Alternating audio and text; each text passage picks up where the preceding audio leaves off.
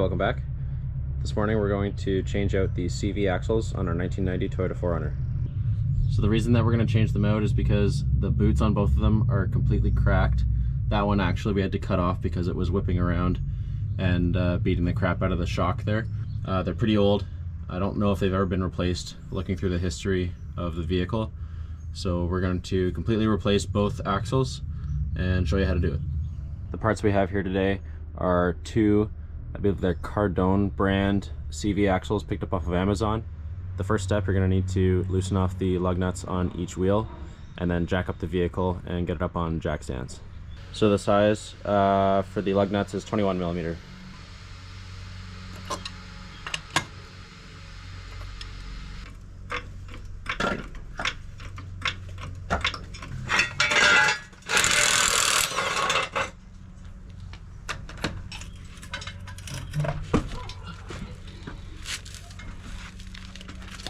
So now that the wheels are off and the vehicle is jacked up, the next step is to loosen off these bolts underneath here. So for reference, that's the front of the vehicle over this way. Here's the CV axle, and then there's, I believe, 6 bolts that connect it to the front diff, and they're right here. These are 17 millimeter bolts, and you can see they go through both sides here. So one's the bolt, one's the nut over here. According to the factory service manual, somebody to go inside and stand on the brakes or apply the brakes so that the wheel doesn't turn, so you can actually loosen them off.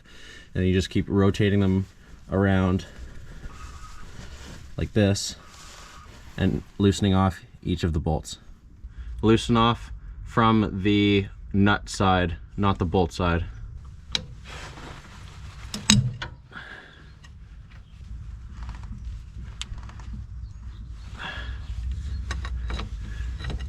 Stand on it.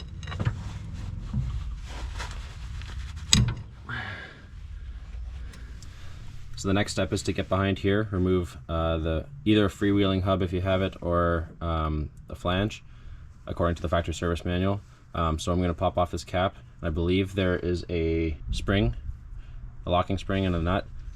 Now there is a specialty tool to get these off, but I don't have it.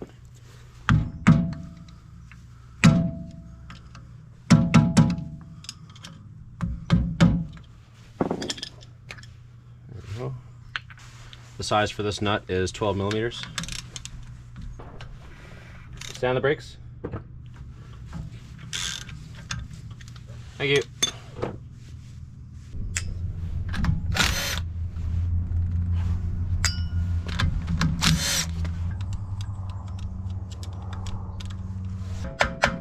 There's 1, 2. So you got to pull off these cone washers. Okay, so there's the cone washers off, and now this plate should just pop off like that.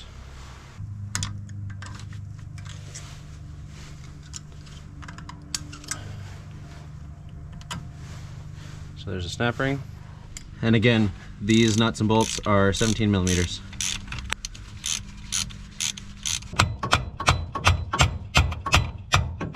Okay, so these bolts here, you can see they're like a press fit in.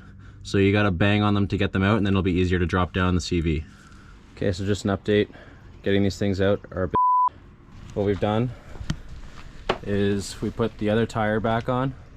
We've got a jack under there just to support this one side, and we've jacked up the suspension as if the full weight of the vehicle is on that side, so it's fully compressed. We've turned the wheel slightly to the right just to try and get us that extra little bit of room. So we're going to try and slide out the CV axle now, and hopefully this works.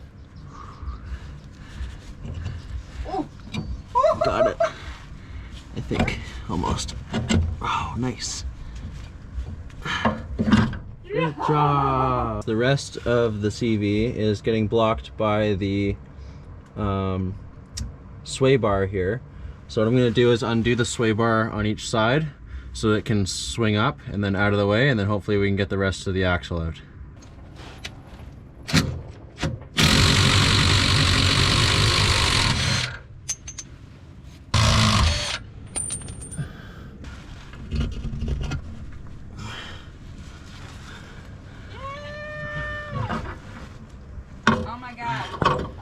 And there's a CV.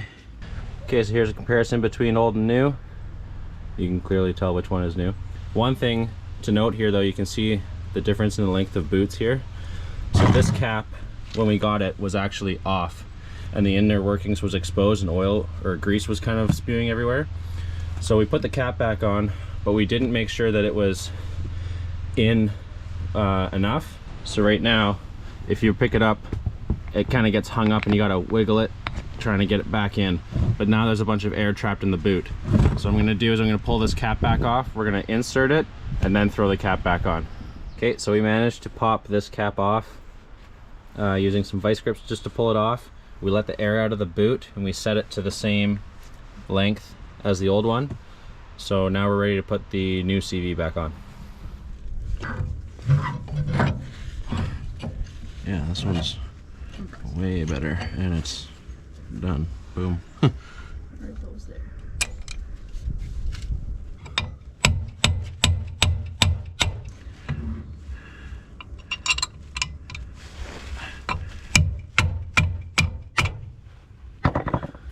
Okay, so we have the new CV axle in. We applied some grease to the spindle here before putting it in and made sure that it was clean prior to inserting it in through this part here, the hub. So right now I just have the bolts loosely bashed in just to hold up the whole CV axle in place. I'm going to leave the sway bar end links undone for now, just to be able to get the other side off, and then I'll do it up at the end. But right here is the next step. We're going to reassemble the hub here, make sure that the retaining is on the end, and then finish up basically this portion over here, and then we can again go back and retighten the bolts onto the CV. I've just got some extra heavy-duty grease here just to re-lubricate everything on the inside of the hub.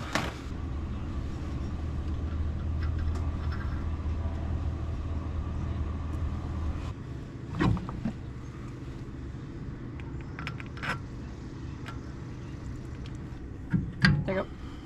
Good.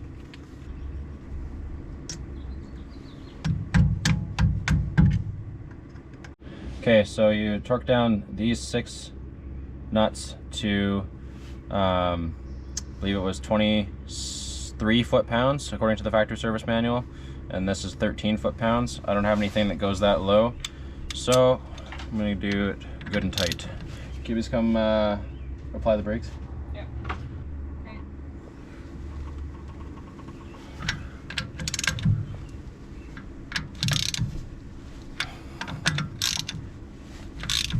Now you want to take this cap, fill it with grease, and then put it back on. Okay, so these bolts here need to be torqued down to 61 foot-pounds.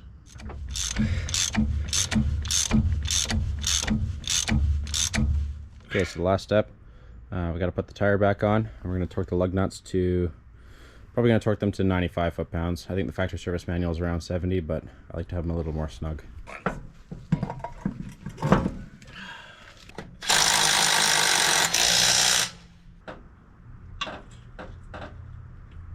They did Netflix, yeah, a while ago. Oh.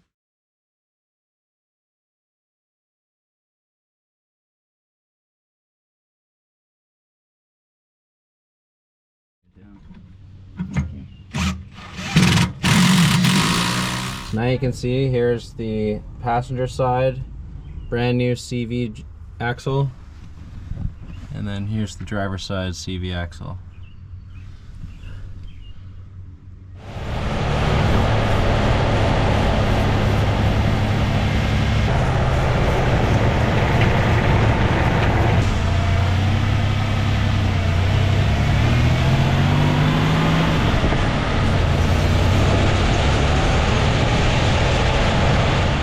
Okay, so that sums up the job on replacing the CV axles in our 1990 Toyota 4Runner. Hope this helps. See you next time. Cheers.